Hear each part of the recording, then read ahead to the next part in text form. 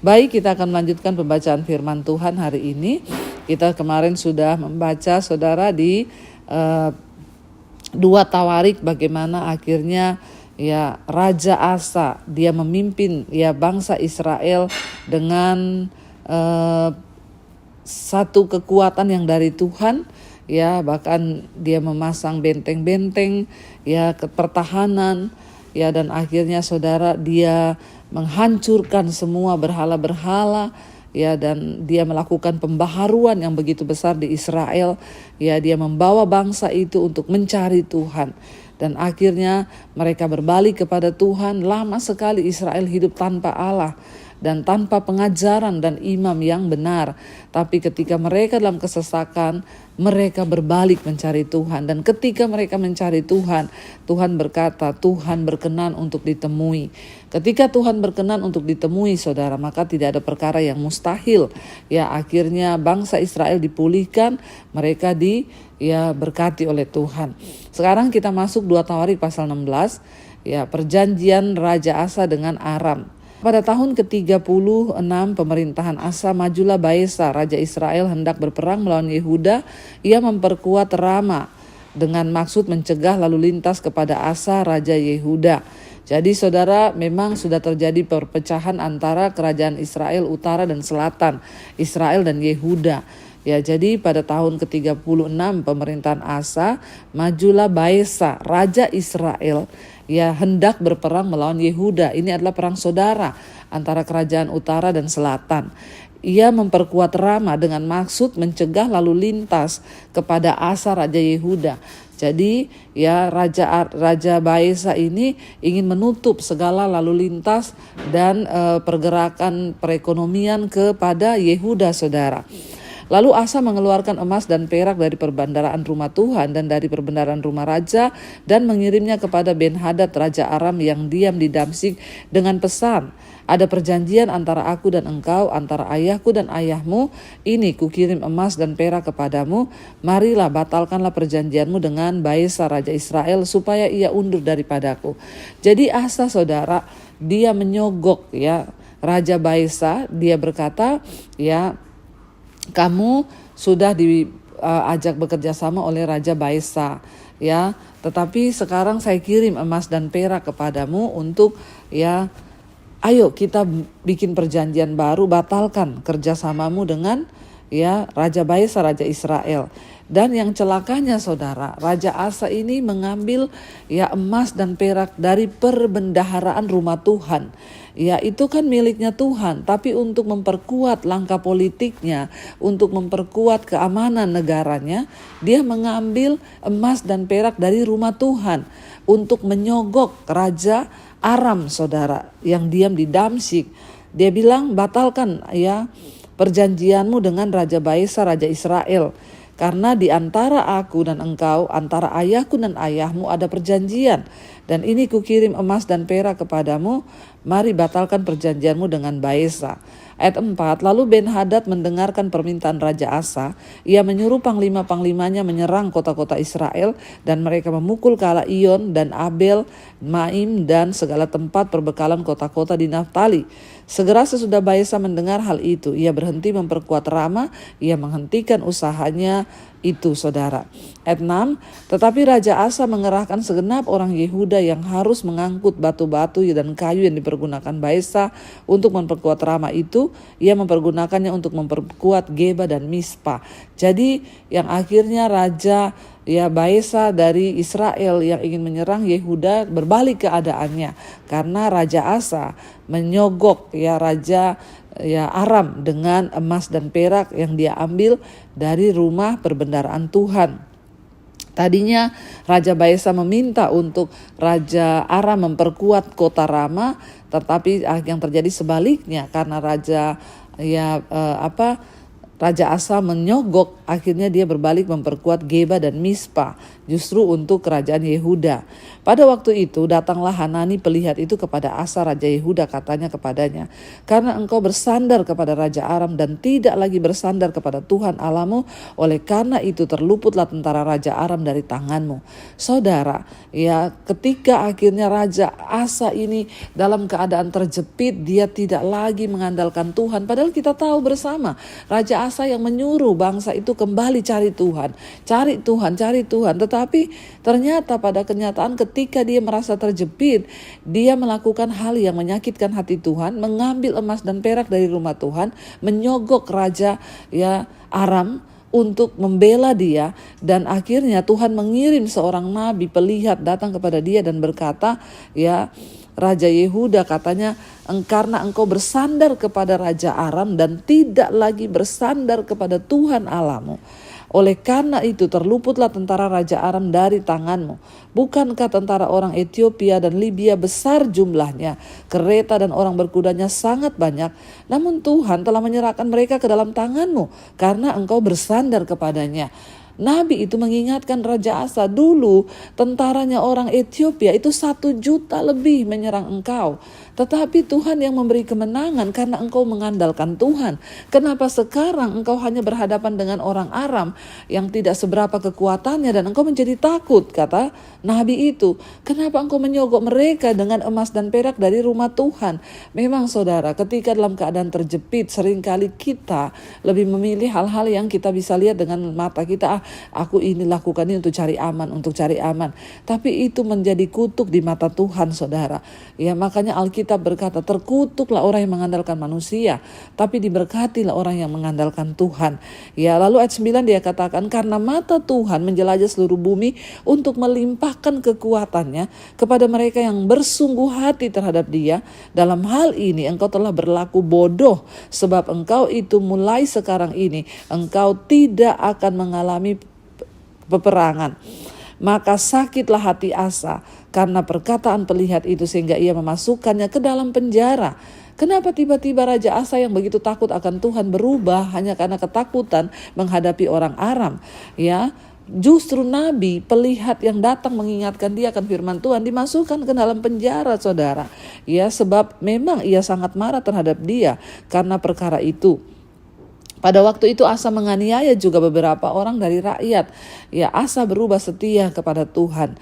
Dan ayat yang ke-11, sesungguhnya riwayat Raja Asa dari awal sampai akhir tertulis dalam kitab Raja-Raja Yehuda dan Israel. Pada tahun ke-39 pemerintahannya, Asa menderita sakit pada bagian kakinya yang kemudian menjadi semakin parah.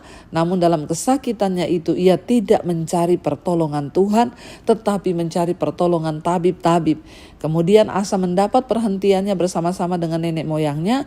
Ia mati pada tahun ke-41 pemerintahannya dan dikuburkan di kuburan yang telah digali baginya di kota Daud. Mereka membaringkannya di atas petiduran yang penuh dengan rempah-rempah dan segala macam rempah-rempah campuran yang dicampur menurut cara pencampur rempah-rempah, lalu menyalakan api yang sangat besar dan menghormatinya. Saudara, apa yang kita belajar dari Raja Asa? Dia memulai dengan roh, tapi dia mengakhiri dengan daging. Dia yang menyuruh bangsa itu berbalik dan berharap pada Tuhan, tapi dia yang pada akhirnya tidak lagi mengandalkan Tuhan dan bersandar pada kekuatannya sendiri.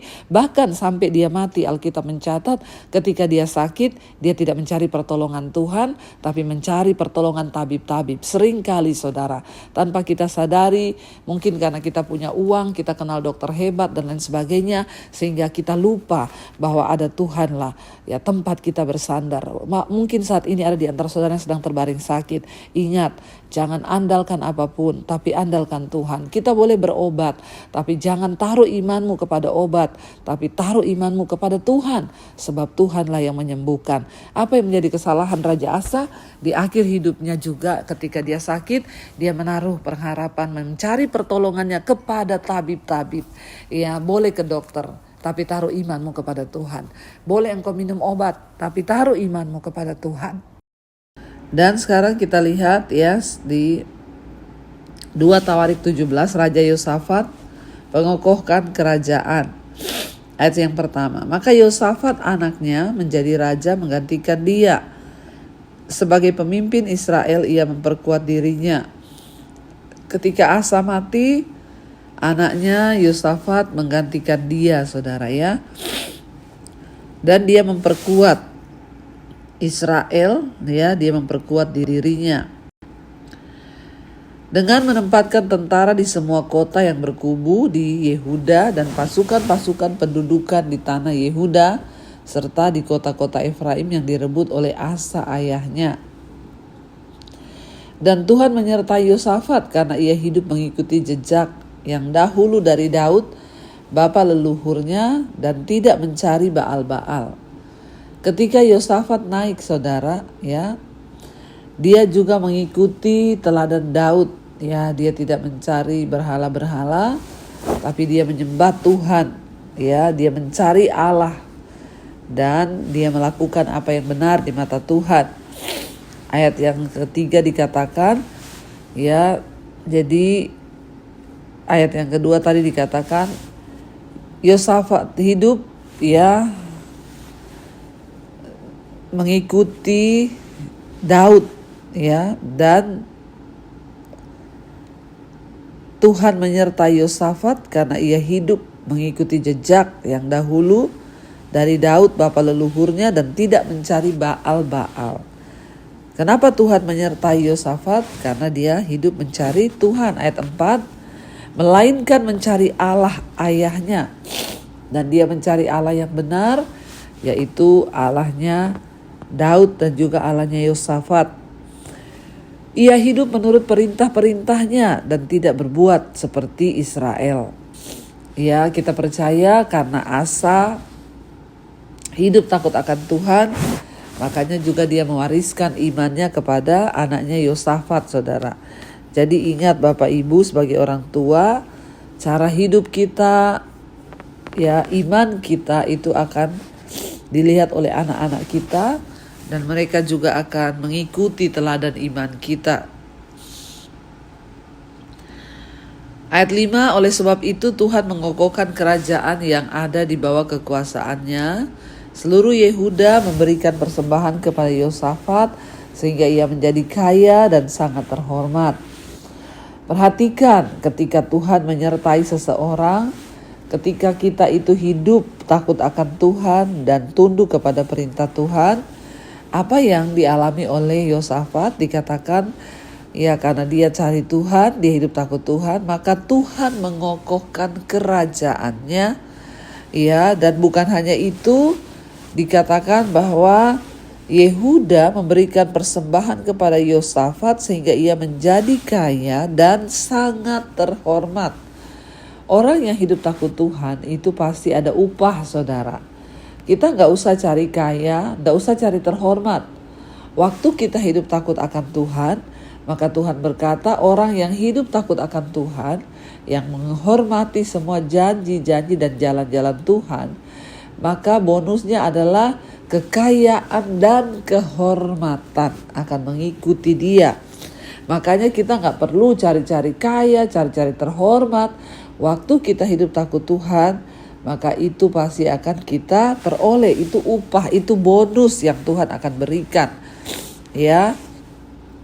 Ayat yang ke-6, dengan tabah hati ia hidup menurut jalan yang ditunjukkan Tuhan. Pula ia menjauhkan dari Yehuda segala bukit pengorbanan dan tiang berhala. Dikatakan Yosafat ini dia tabah hati, hidup menurut jalan yang ditunjukkan Tuhan. Ya, perlu hati yang besar, perlu hati yang tabah untuk mengikuti jalan Tuhan. Tidak mudah, karena seringkali ada tawaran-tawaran yang ditawarkan iblis kepada kita untuk meninggalkan Tuhan. Kita lihat Raja Asa di akhir hidupnya, ya, ada tawaran dunia yang lebih menggiurkan. Ketika dia takut menghadapi Raja Aram, tawaran dunia itu apa? Lebih baik kamu sogok, ya, Raja Aram dengan emas perak dari rumah Tuhan, daripada nanti kamu akhirnya jatuh dalam kuasa mereka. Padahal Tuhan sudah membuktikan penyertaannya kepada Asa. Tapi ya hatinya tidak kuat sehingga di akhir hidupnya justru dia melenceng dari firman Tuhan. Makanya dikatakan di sini Yosafat dengan tabah hati hidup menurut jalan yang ditunjukkan Tuhan. Ya, untuk mengikuti Tuhan kita perlu hati yang tabah, yang sabar. Sebab seringkali banyak hal yang dapat menggoda hati kita untuk tidak taat dan tidak sabar lagi mengikuti jalan Tuhan. Ya, bahkan dikatakan Yosafat itu menghancurkan semua bukit-bukit pengorbanan dan tiang-tiang berhala. Dia buang dari bangsa Israel, saudara, seperti ayahnya ya. Ayat 7, pada tahun ketiga pemerintahannya, ia mengutus beberapa pembesarnya, yakni Ben-Hail, Obaja, Sakaria, Natanael, dan Mika untuk mengajar di kota-kota Yehuda. Bersama-sama mereka turut juga beberapa orang Lewi, yakni Semaya, Netanya, Sebaja, Asea, Asael, Semiramot, Yonatan, Adonai, Tobia, dan Tob Adonia, disertai imam-imam Elisama dan Yoram. Mereka memberikan pelajaran di Yehuda dengan membawa kitab Taurat Tuhan. Mereka mengelilingi semua kota di Yehuda sambil mengajar rakyat. Saudara, kita lihat di sini luar biasa ya Raja Yosafat ini. Bahkan ketika dia terpilih menjadi raja, saudara, dia melakukan hal yang luar biasa. Dia merobohkan tembok-tembok berhala, tiang-tiang pengorbanan. Bahkan bukan hanya itu, saudara. Pada tahun ketiga pemerintahannya, ia mengutus pembesar-pembesarnya untuk mengajar di kota-kota Yehuda. Apa yang diajarkan? Hukum Taurat, kitab Taurat kepada rakyat. Ya, mungkin hanya sedikit raja yang berpikir untuk menguatkan iman dari rakyatnya. Tapi Yosafat ini luar biasa. Dia mengirim orang-orang pembesar-pembesarnya, bersama dengan mereka juga orang-orang Lewi yang mengerti tentang hukum-hukum Tuhan. Mereka memberikan pelajaran ya di Yehuda dengan membawa kitab Taurat Tuhan. Ya, dan mereka berkeliling semua kota Yehuda sambil mengajarkan rakyat. Ya, memang firman Tuhan itu perlu diajarkan. Ya, luar biasa Raja Yosafat ya. Dia bukan mengajarkan hanya bagaimana cara berperang, tetapi dia mengajarkan agar rakyat itu hidup takut akan Tuhan. Ayat 10 dikatakan, ketakutan yang dari Tuhan menimpa semua kerajaan di negeri-negeri sekeliling Yehuda, sehingga mereka tidak berani berperang melawan Yosafat. Wow, ya, di saat raja-raja lain ya membangun kekuatan, belajar tentang berperang, belajar tentang strategi, tapi Yosafat mengajarkan rakyatnya untuk belajar tentang takut akan Tuhan. Dan apa yang terjadi? Tuhan dikatakan memberikan ketakutan ya kepada negeri-negeri di sekeliling Yehuda, sehingga mereka tidak berani berperang melawan Yosafat. Bukankah ini hal yang luar biasa, saudara? Bahkan Tuhan menaklukkan semua musuh-musuh Yosafat dengan rasa takut yang dari Tuhan loh ya. Jadi Yosafat tidak perlu lagi berpikir tentang bagaimana dengan militernya apa segala macam, sebab Tuhan yang sudah mengendalikan. Dari antara orang-orang Filistin ada orang yang membawa kepada Yosafat persembahan dan perak sebagai upeti. Juga orang-orang Arab membawa kepadanya kambing domba jantan 7.700 ekor dan kambing jantan 7.700 ekor. Yosafat makin lama makin kuat dan menjadi luar biasa kuat di Yehuda. Ia membangun benteng-benteng dan kota-kota perbekalan. Banyak perbekalannya di kota-kota Yehuda. Orang-orang perangnya ada di Yerusalem, semuanya pahlawan yang gagah perkasa. Inilah daftar kesatuan mereka menurut puak-puak mereka. Panglima-panglima dari Yehuda ialah Panglima Adna dengan 300.000 pahlawan yang gagah perkasa. Di samping dia Panglima Yohanan dengan 280.000 orang. Dan di samping dia Amasya bin Sikri yang dengan sukarela telah menyerahkan dirinya kepada Tuhan dengan 200.000 pahlawan yang gagah perkasa. Dan dari Benyamin ialah Eliada seorang pahlawan yang gagah perkasa dengan 200.000 orang yang bersenjatakan busur dan perisai. Di samping dia Yosabat dengan 180.000 orang yang bersenjata untuk berperang. Mereka itulah yang bertugas pada raja, selain daripada mereka yang ditempatkan raja di kota-kota yang berkubu di seluruh Yehuda. Luar biasa saudara, ketika orang itu takut akan Tuhan, maka Tuhan yang menjaga, Tuhan yang mengendalikan segala sesuatu bahkan dalam kerajaannya. Karena itu, apa pesan firman Tuhan yang kita dapat hari ini? Mari saudara, kita sungguh-sungguh hidup takut Tuhan, menghormati Tuhan, maka segalanya Tuhan yang akan mengambil alih dari hidup kita. Mari kita tundukkan kepala, kita satukan hati, kita berdoa. Terima kasih Bapa, Engkau mengajarkan kami lewat firman-Mu hari ini, untuk kami belajar hidup takut akan Tuhan, menghormati Tuhan, agar hidup kami, iman kami senantiasa tertanam kepada Tuhan. Kami berdoa menyerahkan seluruh hidup kami dalam tangan Tuhan. Bagian kami adalah belajar tentang hukum Tuhan dan menghormati Tuhan. Selanjutnya semuanya Tuhan yang akan pegang kendali. Berkati Bapa semua anak-anak-Mu. Apapun yang menjadi pergumulan mereka, Tuhan menjadi jawaban. Yang mengalami masalah keuangan, Tuhan turut bekerja. Yang terlilit hutang piutang, Tuhan lepaskan. Karena kami tahu Tuhan punya cara. Yang sakit Engkau sembuhkan, yang beban berat Engkau beri kelegaan. Yang rindu terjadi pemulihan dalam rumah tangga, keuangan, usaha, kesehatan, Tuhan Engkau turut bekerja mendatangkan kebaikan.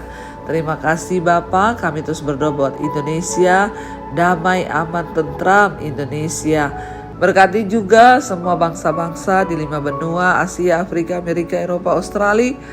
Tuhan Engkau tundukkan kepada pertobatan sehingga semua orang bertobat, berbalik kepada Tuhan, meninggalkan dosa.